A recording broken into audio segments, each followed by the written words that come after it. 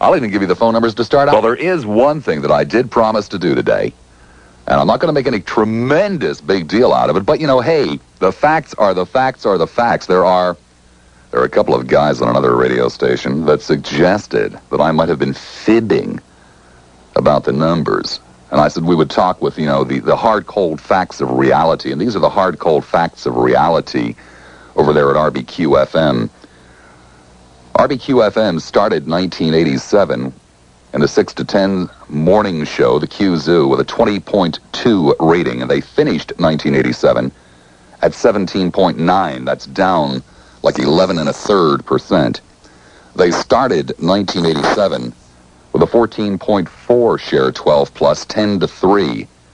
They finished 1987 with a 10.88 or a 10.9, down 24.5%. The 3 to 7 slot over there started 1987 at 18.55 or 18.6, they're rounded up. They finished 1987 with a 15.7, down again 15.5%. If you'd like to look at just noon to 4, and of course that's one of my favorite time slots, noon to 4, they started with a 15.4 and they finished with a 12.25. That's down 20.5%, while this station is up 53.4%. And if you'd really like to get itsy-bitsy about it, if you'd like to look at 10 to 3, in men 25 to 54, key demographic, they started 1987 at 21.4. They finished at 12.7, down 40.7% in 1 year's time, while this station was up 295%. And this station, between the hours of noon and 4 p.m., with men 25 to 54 in the entire Tampa Bay market, not just talk, mind you, but the entire Tampa Bay market, this station, this radio program, noon to 4, ranks number 2 behind Guess Who. And that's just out of nowhere. So, guys, Toledo, Tackless, allow me to say, in the finest of traditions, please, eat my shorts and my dust. Read 'em and weep. That was one of the 5 areas. Let me go on to area number 2, which is not quite as self-serving and probably of a tad more interest to you than the numbers are to me. But hey, you know, it's how I earn my living, and I don't really like when people say I'm, you know, fibbing, because I'm not. They're the real numbers. Yesterday, on Brinkley's show, Jesse Jackson talking about Jimmy the Greek Snyder, who, of course, was fired over the weekend for some remarks he made, I guess it was last Friday night in Washington, D.C. Now, I'm not really trying to dredge up the Jimmy the Greek controversy. First of all, I don't really see it as a controversy per se. I don't really see anything that terribly offensive. Clumsy, yes. Offensive, no. Racist, by no means, in Jimmy's statements. But yesterday, Jesse Jackson said that Jimmy the Greek should be fired for those remarks. He concurred with CBS's decision. And I'm not really here to take issue with CBS's decision. I think I understand it, and I'm not even all that sure that I'm in opposition to it. I mean, if someone is an embarrassment to you, they're an embarrassment to you. You know, hey, that's the way it goes. It's their money, it's their decision. If they don't want him on the air representing them, then I understand that. You know, it's the business I work in. But it suddenly dawned on me that if a man is not qualified to sit there and give odds on football games because he made some remarks that were clumsy, and I suppose to some people offensive, although not to me, but if a man is not qualified to sit there and give odds on a football game because of his purported racist remarks, then I wonder how a man can be qualified to offer himself for president who has done the same damned thing with his references towards Jews, and in particular Jews living in New York City, if you'll all think back 4 years to Town. It seems to me to be, you know, a bit of a double standard. If you're not qualified to give out odds on a football game because you're not falling all over another race in praise, then I don't see how you can be qualified to offer yourself for president for the same reason. I think I think one job is a tad more important than the other. Although, I guess if I really come down to brass tacks and really want to live in the real world, obviously the job of giving football odds is a hell of a lot more important to the American people than the job of running the country. At least that's the way it would appear to me. You may have some thoughts along those lines. There again, you may not, and I kind of suspect that you won't. Dick Norman helps you learn the meaning of life. Opinion. You satisfied with that? Right. I think your opinion's wrong. That's fine. I think yours is wrong, and I think you're mentally unbalanced. Well, that's a matter of opinion. I realize that, but mine's the only one that counts. Dick Norman, 9 to noon, only on 970 WFLA. The Bob Lassiter. Bob in Riverview. Hi, you're on the air at WFLA. Hi, hey, this is Bob from Riverview. Mm-hmm. Guys answering questions on Well, TV. let me jump in here. I'm really in a lousy mood this morning. And Hey, good for you. And shut up. And getting a little bit more so by the moment. Fact of the matter is, Bozo, first of all, it was like 4 months ago. And secondly, the American people didn't want Judge Bork because Judge Bork put his foot in his mouth and he said stupid things like the government has a right to stick its nose into people's bedrooms. Wait a minute, Robert. So it had nothing to do with whether or not Teddy Kennedy, as you like to drag up, who drove the Oldsmobile off the bridge in Chappaquiddick, liked Bork or didn't like Bork. The American people didn't like Bork because he scared the hell out of them. I don't care about that. My point is that my representatives in the Congress took old Teddy's words and didn't think about it. No, your representatives in the Congress took the word from the majority of their constituents, regardless of whether or not you wrote to them. Anyway, with Teddy's latest escapade, what do you think of that? Shutting down the newspaper because he's got a rail on for the guy that published it. I believe the law is quite clear on that issue. Oh, yeah. Yeah, it's quite clear on that issue for Rupert Murdoch. It's quite clear on that issue for Sconix Broadcasting. It's quite clear on that issue for CBS. And the law is the law is the law. Yeah, but... and if there's somebody who wants to ignore the law, well, then he has to live with the consequences. Okay, you're going to tell me that Teddy Kennedy is the biggest upholder of the law in the country, then? No, it's not at all what I said, is it? That's what it's not even close to what I said. He's the only one that objected. Well, first of all, I don't even like Teddy Kennedy. Well, okay? Good. I don't either. But I'm at least intellectually honest. I don't like what he does. Well, great, either do I, but at least I'm intellectually honest, and I look at a situation for what it is, not who is speaking in favor of it. Let's go back into basics a little. We're looking at a man that has the clout, the political clout, to get his misdeeds sealed in the court records so that nobody else can have any look at them. What misdeeds sealed in the court records?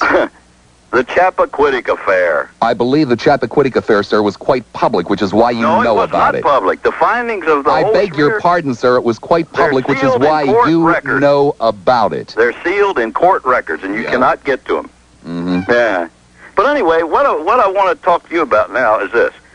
How about the responsibility, if you will, of the media, and I include in the media the voice broadcast area, of trying to help out the American people? Let's face it. You write to your congressman, all you're going to get if you get anything. Oh, I try to help out the American people. I try to by pointing out people like you who are just so damned partisan in their views that they will not sit down and look at an issue. Okay, let's look at this issue. The public utilities in Florida have more or less a blank check. And, for instance, GT&E and TECO, I don't know what the exact figures are for GT&E, but TECO, about 2 or 3 years ago, I was assured in a public meeting of the Public Service Commission with hearings down here at the school over in West... Take it to John Eastman. He talks about things like this and is quite rewarded for doing so. And there are other people that don't. In the long run, it does a little bit good to share it. Right. Yeah. Well, so you must agree with giving the money to Nicaragua then, right? What the hell did I just get finished saying? Give it to help people out. Help the poor little Jews out. And I seem to take offense. I haven't heard any of your callers call those people niggers, but you're the only one that calls them niggers, and you say that almost every day. That's because I call a spade a spade. Right. Well, I have no offense. Which has nothing whatsoever. Which has nothing whatsoever to do with a derogatory term towards black people. Well, I seem to think that none of your callers say that, but you must have some, No, I say it for them. Because they don't have the guts to say it themselves, so I usually say it for them. Okay, well, all I have to say is it's either all right to give aid elsewhere or it's all wrong. There's no in between. There's no give this or don't give to that. It's either all right or it's all wrong. John and Dunn. And have them live in it forever. They've still got to, say, pay their rent into it or something like that. But I think people like the blacks all right. I think it's just something you're dreaming up, like the Greek, Jimmy the Greek. He didn't say anything. We have a right to speak, too. But you think that there's only one class of people that can speak, and they're trying to separate the world. I beg your pardon. I believe if you'll search your memory, if you have one, you will. Don't insult me. I think that. I believe if you'll search your memory.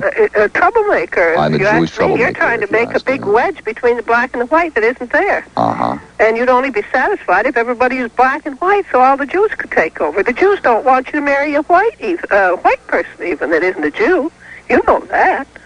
I mean, there's a lot of separate people in the world. I mean, they don't consider themselves, the Jews consider themselves better. They won't even eat with a white person. You know that, too, don't you? No, I don't.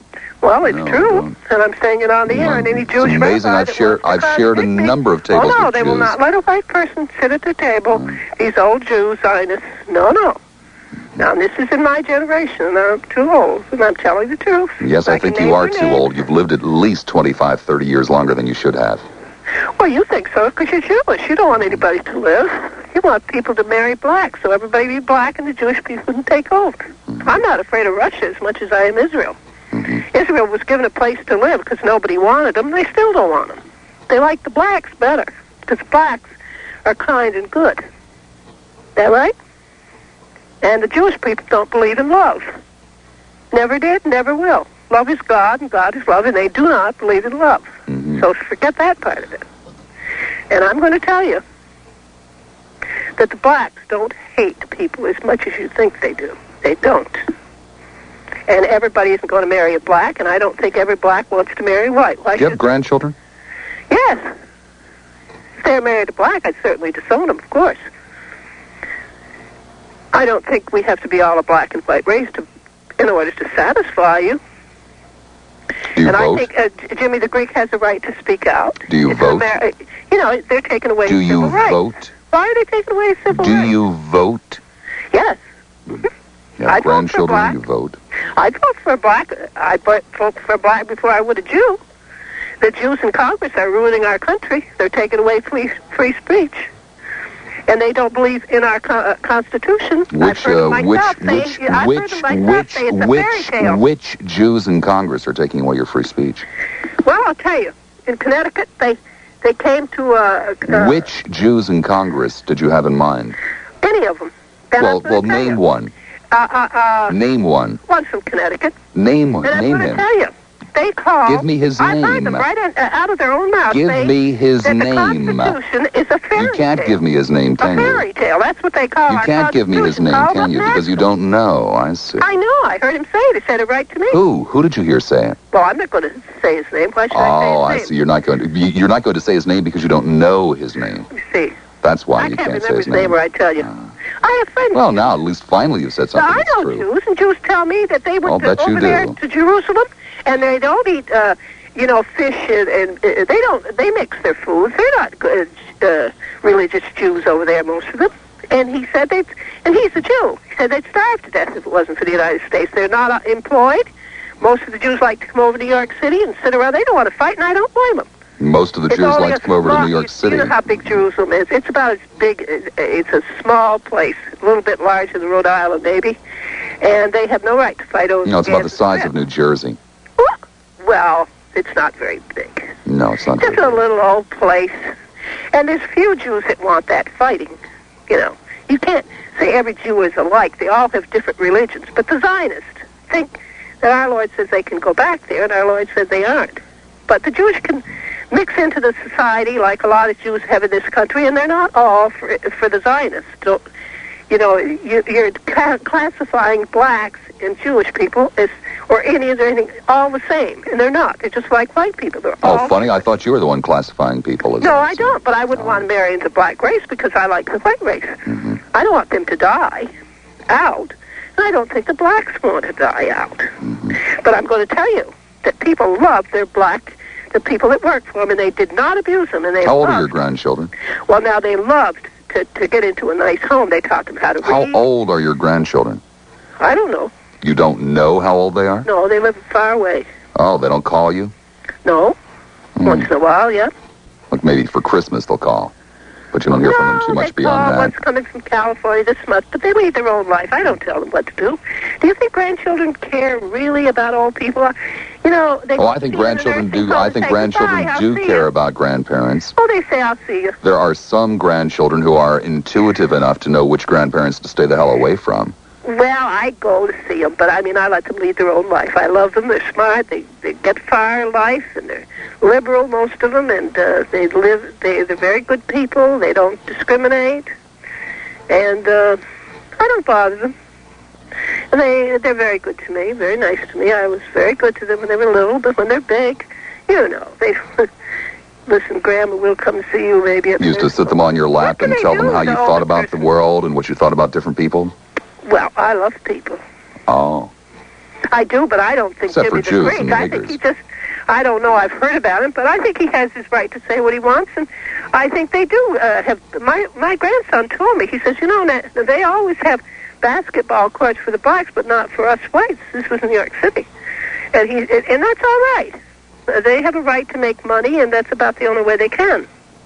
And I think white boys probably rather study. Playing basketball is the only way that black people can make money. Well, he liked to play basketball, but he thought he was discriminated against, and he liked a black. He went with a black all the time.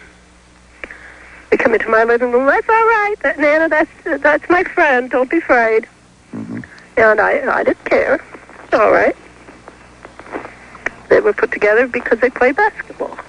But I certainly wouldn't want him to marry a black because I don't think they feel right with us, and I've seen it happen with friends of mine, and they married a black, and I don't know, the kids are. Oh, come on, Sally, you never had a friend that married a black. He wanted to marry a white woman. Come on, Sally, you never had a friend that married a black. You know better than that.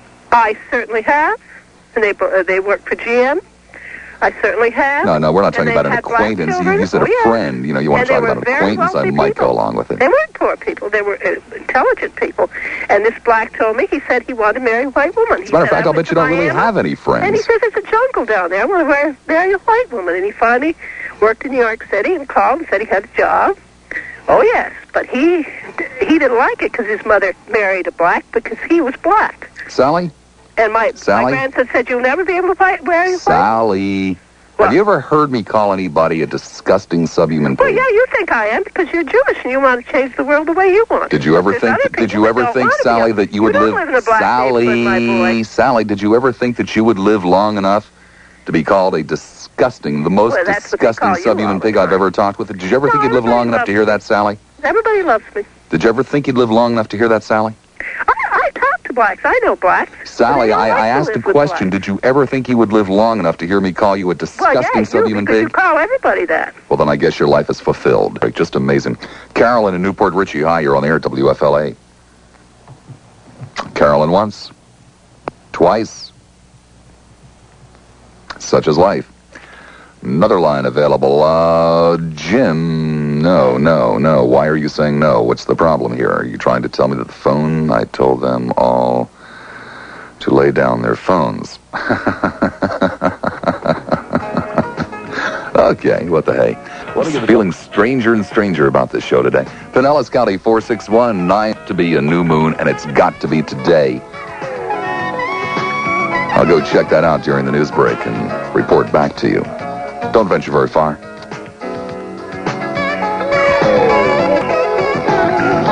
9 minutes after the hour of 1 o'clock. I checked. It's a new moon. My experience in broadcasting tells me that new moons are at least as dangerous as full moons. Therefore, that means, beyond the shadow of a doubt, we have totally lost control of the program, although it may be one that you won't want to miss out on, because you can just never tell what's going to happen on a new moon day, which are far, far more dangerous than full moon days, because people don't know why they're being batty. They just, are batty. And that first hour, I want to tell you, that was an incredible first hour. We had some stuff there that, mercy me, ought to get me to the big time and no time flat. Let's see, this is Carolyn in Newport Richie. Hi, Carolyn, you're on the air. Hi, Mad Dog. I'm sorry I missed the signal your producer gave me, and I thought I was to hold on through the news. Oh, that's okay. I mean, the kid doesn't know what it's like, to fill That's 4 minutes okay. of dead air. He was trying to be nice to you people without any concern for me whatsoever. Letting me just go from line to line to line to line to line. It's okay. It was a lack of communication, I think. But I wanted to say that I think you had the most dumb callers in the space of an hour that I have ever heard since I stopped listening to the Tim Cole show. Well, in the daytime anyway, that's for sure. I mean, that first hour set a record. Oh, I can't believe it. First of all, I wanted to say... Talking about Chappaquiddick. I know. And to the man who talked about Chappaquiddick and thought that Ted Kennedy defeated Bork single-handedly, I've got news for him. When Bork said that he couldn't find the right to privacy in the Constitution, good old conservatives and good old liberals all over this country called their representatives and said, they went berserk. Right, they went berserk. Of course.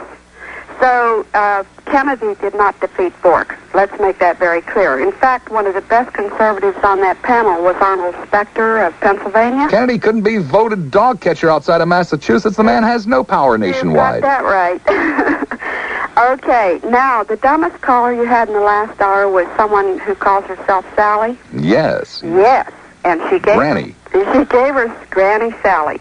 She gave herself away when she said that Jews are even cruel to white people. Do you remember that statement? Oh, yes. Well, doesn't Miss Sally know, or doesn't she give a damn, that the majority of Jews in the United States are white people? Well, I think she was referring more in terms of blue-eyed blonde Aryans. Ah, but when what she about said white people. What about the Nordic Jews? They have blue eyes and blonde hair. There are French Jews who do. Well, fortunately, Sally doesn't live in Europe where she could be confused by such things. Oh, what a dummy. And I really feel very sorry for her grandchildren. I hope... Why? It seems to me as though they've smartened up. They don't get in touch with her. Well, maybe they're getting good once, education. twice a year, and they feel sorry for her. Oh, my God, I can't Or they want to believe... freeload on her to come down to Florida in the middle of the winter. I know it, but I can't believe the mentality of the callers in your first hour, and my plea is... Oh, hell, stick around. It's going to get worse. I know it is. Oh, God, I hope not. From now on, I hope people who are listening to this who do think will call you up and refute what's been said. It's asinine. I mean, it's the equivalent of what Jimmy the Greek said. You know, I mean, when Jimmy the Greek said that blacks were bred to be athletes, he denied his own heritage. For God's sake, when the Greeks were conquered by the Romans and enslaved, the Romans bred their strongest and so forth also. Tell me something, Lassiter. When was the last time you knew of a Greek who excelled in athletics? Well, I don't pay attention. I don't pay attention to athletics, to tell you the truth. Oh, you don't? No, I couldn't honestly answer your question. Jimmy the Greek is as stupid as your callers in your first hour.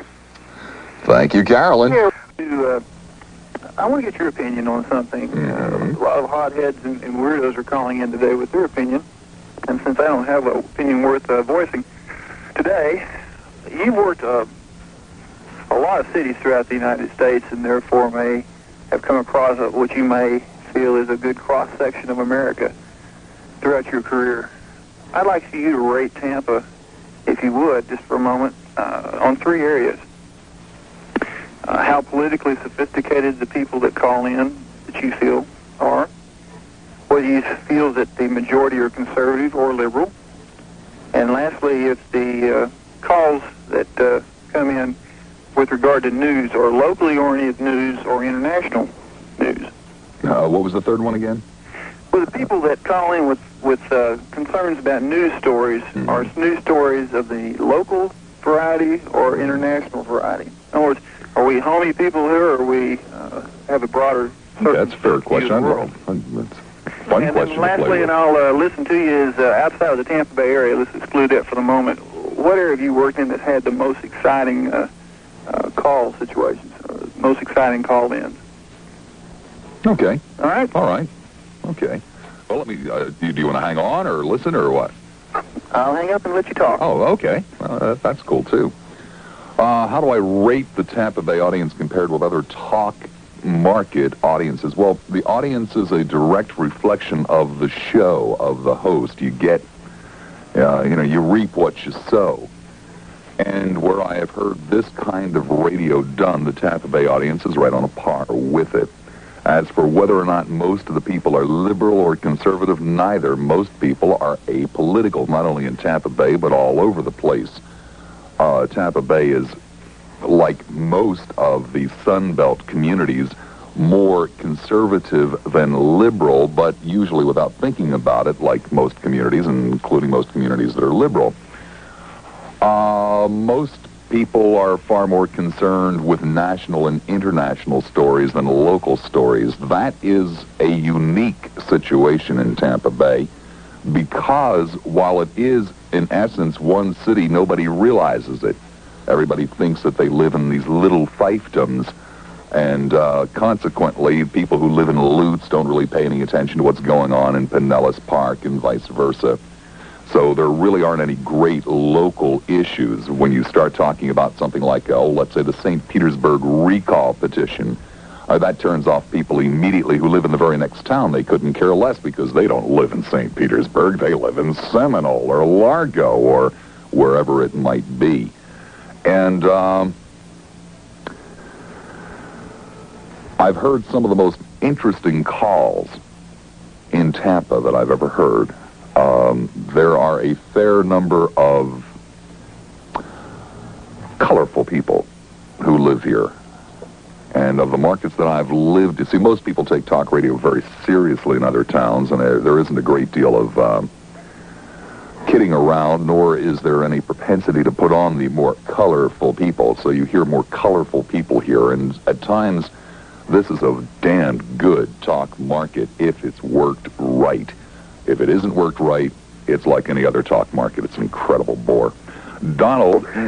Jesus in Revelations 2:9 said, I know the blasphemy of them who say they are Jews. John in Revelation said, because Revelations was a dream, so John said in Revelation.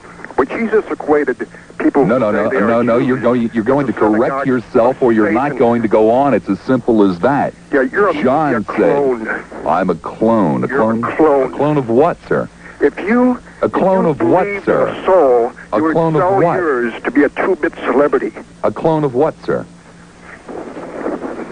Don't you know what a clone is? And conservatives, liberals, all these talk show hosts are just one person. They're all clones of one mentality. It's a Nazi mentality, the real Nazi mentality of today, which equates with communism. Well, Nazism and communism are quite far apart. I don't think so. I don't think so. I think. Well, it's because because you don't know what the basic philosophies are of either. I think that you are a con artist. Your most distinguishing attribute is your conformity. What do I conform to, sir? You conform to the media orientation. Oh, my God. Do I hear young children in the background? Yes. You have children? Isn't that scary? All these talk show hosts represent one basic mentality. They call themselves conservative, liberal. It's a lot of baloney. They're clones. And all the people who are listening to you, unfortunately, agree that the majority are clones. All of the people listening to me. So I guess you're one of the clones, too. Sally may have been incorrect in some of her contentions, but she's closer to the truth than most people in the media. Any other thoughts that you care to share with us this afternoon? No. Oh. Yeah. Oh. I think that the preeminent Nazi mentality of the 20th century was represented by the communist Mao Zedong, who butchered 40 million Chinese because of their ideology. But because he's a communist, I suspect that's the reason that Jew Kissinger says he's a great guy. 6 minutes. I'm going to remember. I'm going to remember it because today was the first day that I heard, Lassiter, you look like you're losing weight. And the reason for that, Nutrisystem. Oh, my God. That's incredible. Just absolutely incredible. Anyway, as I was saying, Nutrisystem is the...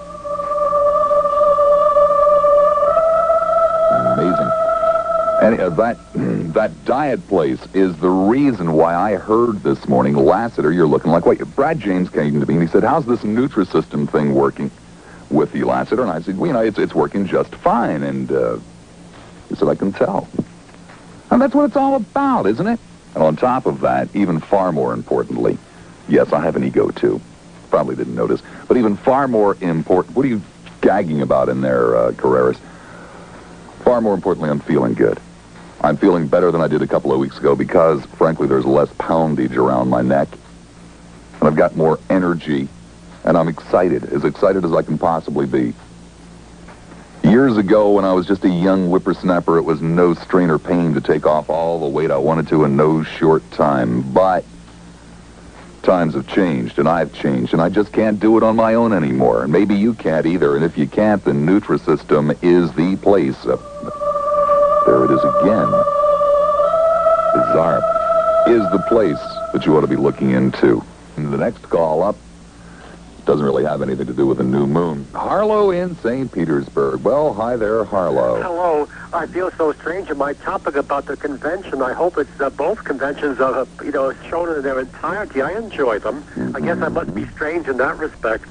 But I think they're fascinating. I mean, you see, do you think there'll be any dark horses in both parties? I shouldn't say that term, showing up in both parties of the both conventions? I don't know, Harlow. Oh, by the way, the American Jewish Patriot's name was Save that question for one of the American Revolution. Mm-hmm. That was it. And by the way, did you read about the two-headed baby girl born in South Africa?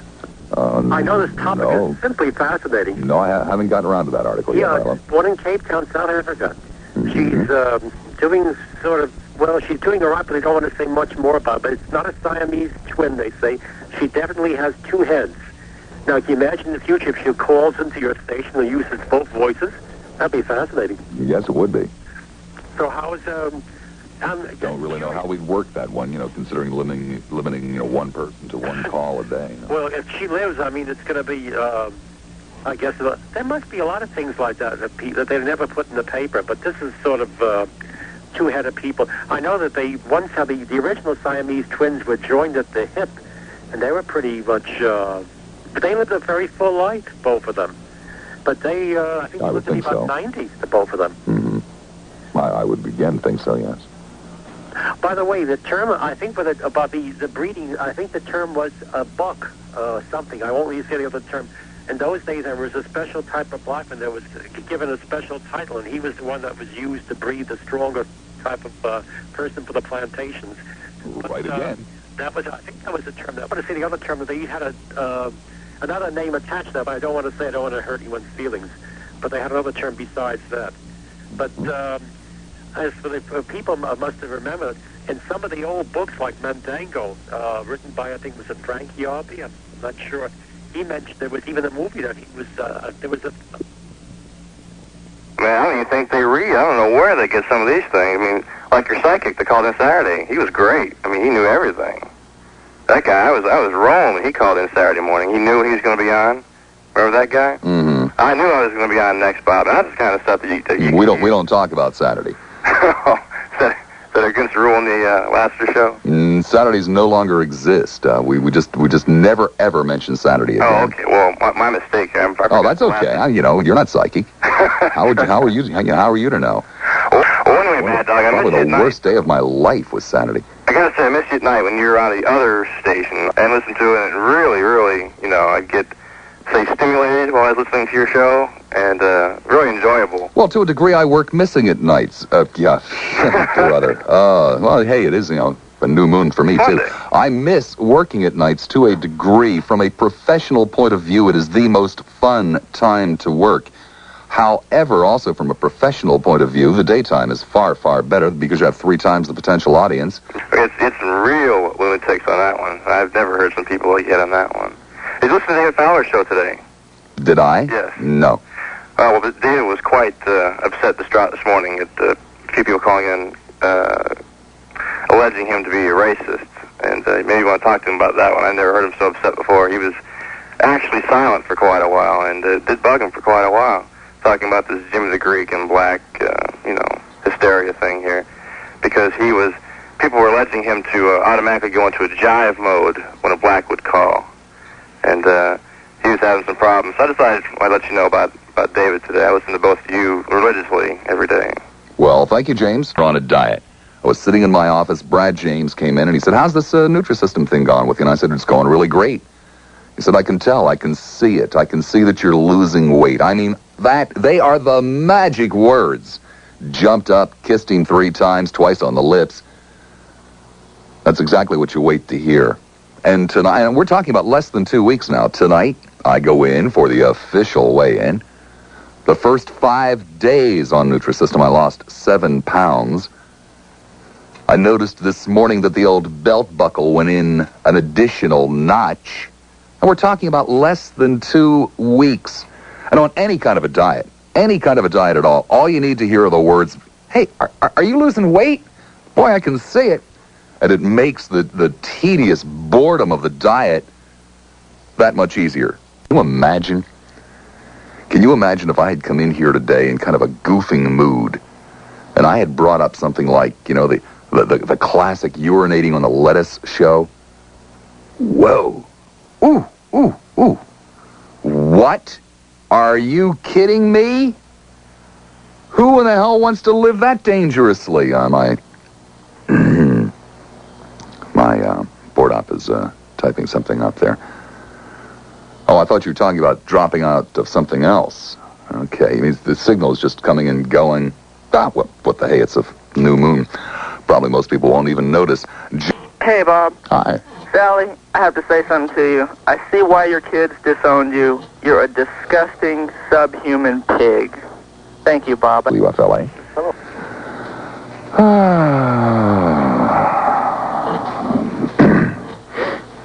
We are eagerly awaiting our next call. I could probably entertain you with some stories.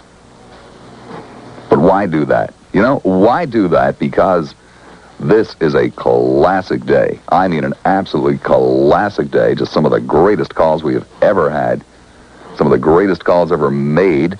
I mean, I have this mental image in my mind. I see people all over the Tampa Bay area getting up from their easy chairs or pushing back the old swivel rocker from the desk and reaching over and picking up the telephone, or trying to pick up the telephone and maybe missing it by 3 feet and then forgetting what they were starting to do, and or at home kind of wandering around in circles saying, I was going to do something. I wish I could remember what it was. It's a strange day. I don't know, do you have historically higher high tides or lower low tides with a new moon? I know the full moon you have higher tides. We may, if this new moon is any indication, we may have a low tide. I think it's probably lower low tides. We may have a low tide that goes out about 4,000 miles tonight. Dave in St. Petersburg. Hi. Why am I here? I've kind of forgotten. I'm getting up in the middle of the calls and just wandering aimlessly around the room trying to figure out what am I doing here? Who are all of these strange people? This room? Why? This is the strangest room. It's not like it's got windows on 4 sides, but 3 of them look into other rooms, and there's some. I'm here for some kind of purpose. I know I'm here for a purpose, but what could that be? What possibly could that be? Who am I? There aren't any name tags on my socks. There used to be once. Yes, I was 8 years old. I went to summer camp, and there were name tags on my socks in case I forgot who I was, or they got mixed up in the laundry, or... I should do that more often. I should go home tonight and put name tags on my socks. I don't know what I'm doing here today. I don't know what you're doing there today.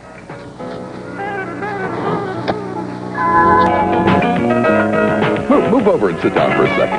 Just slide in over there. Welcome back. Hour number 3 of, I don't know what in the hell this is today. I have no idea. Poor Webb just wandering down the hall. I said, Webb, go home. Call in sick before the boss sees you. It's one of those days, huh? It's one of the craziest days I've ever encountered. I mean, this is really strange. I don't know what any of them are saying. I should have It's known. them or me? No, I'll tell you what, it's got to be them because it started like that last night on the TV show. It did. Yeah, so I believe that it's some. You were getting calls on the TV show, about abortion and things like that when you're trying to talk sports and, sneak out the back door. Okay. And, they can bring in whoever, Valerie or whatever. He won't know the difference. Either that, I'll eat a couple of those smiley sandwiches down there, and then I can get sick for real. Smiley sandwiches where? Downstairs. That sandwiches down there? Oh, yeah. Nutrisystem sandwiches, of course. Nutrisystem sandwiches. How you doing on the diet? Doing great. James, this is what you wait for. Brad James said to me today, wow, you look like you're losing weight. You do. I could tell in your face. No, I think that's just the show today. You think so? Yeah. Seriously, I can tell.